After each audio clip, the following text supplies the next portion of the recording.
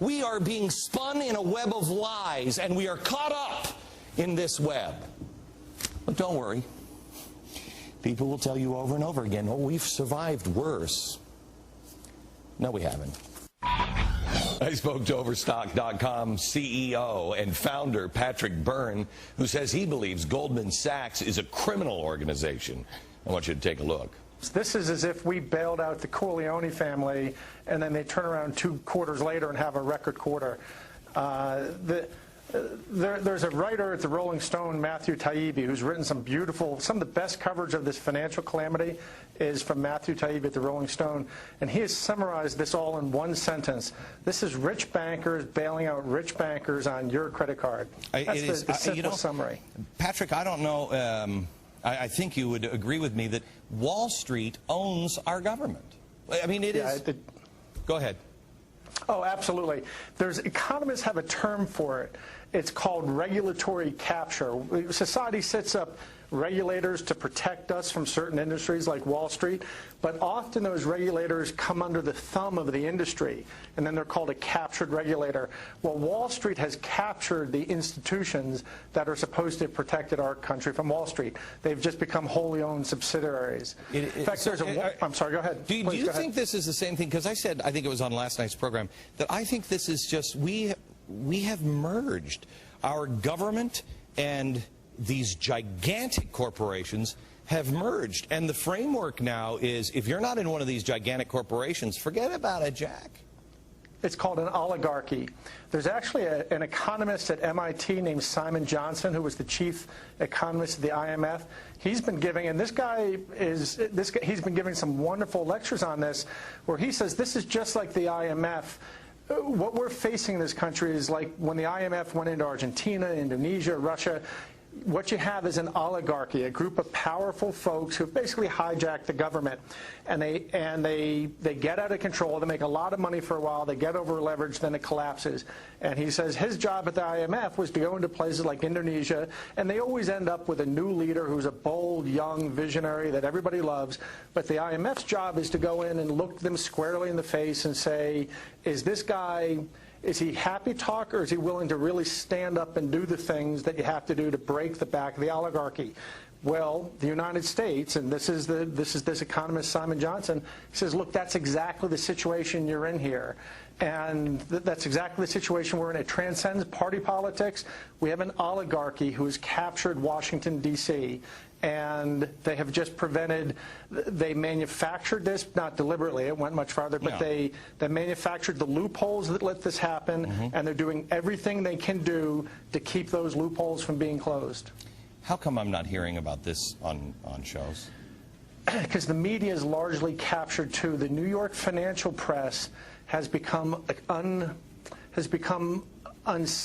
an unsavory degree close to the financial community on whom it reports. So they will not report the kind of news and evidence. You only see it at the fringes, but from very respectable people like William Black, Simon Johnson, you now.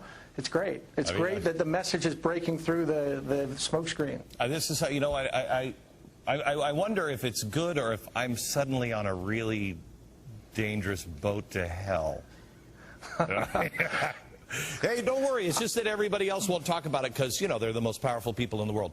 Okay. Thank you so much. Let me go to Ron Paul now. He's the congressman from Texas. Congressman, at the, you know, I draw this spider web up here, and I see it, and I think to myself, at the center of this really is the Fed. They're in this thing all the way around. And yet, you want to talk about powerful people, you've got a majority of congressmen that are willing to say, we need to open up the books of the Fed. You can't even get this thing brought to the floor now. Why is that? Well, so far we haven't been able to. We have 273, which includes almost 90 Democrats, so the large majority of the congressmen want it. They don't want it because they really understand the issue and they're not motivated by philosophy as much as the fact that this has struck a chord with the American people, and the American people are demanding more transparency. So I think this is very good.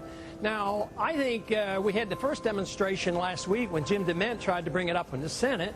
Even though he was doing exactly what they had done 4 times on that same bill, they ruled him out of order and said, well, you're not following the rules. That means the information is coming up from above and on down. That means from the administration and leadership, both Republicans and Democrats. So who's blocking it? Can you name names? Who's blocking it? Well, I don't know the individual, but I would know one thing. If Obama wanted change and changing this system, at least exposure, he could do something. But, you know, he got nearly $1 million from Goldman Sachs.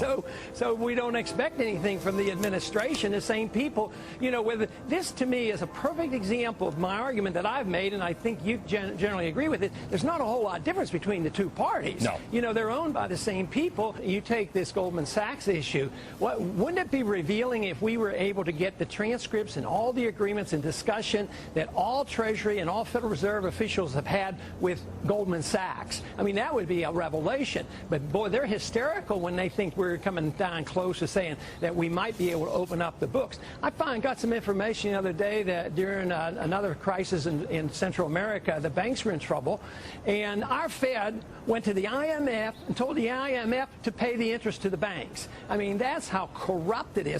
And the whole thing is as this system continues to falter, they're not going to give up. They're going to move all these shenanigans over to the IMF. They're going to have a world organization. So the powerful elite then will have a world currency. That's what they're being planning for right now. So we as a people really have to wake up. My effort is exposing the Fed, opening up the books. The American people want it, and we have both Republicans and Democrats demanding it. But you made the right point. How are we going to get the leadership to do what the American people are demanding? How much time do we have, Ron?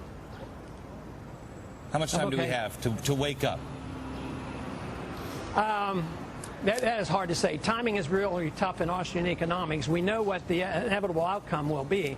But I would guess it's just a few more years. I would think the handwriting will be clearly on the wall before Obama finishes his first term, which means the next shoe is the crisis in the dollar, the value of the dollar, not just the financial system.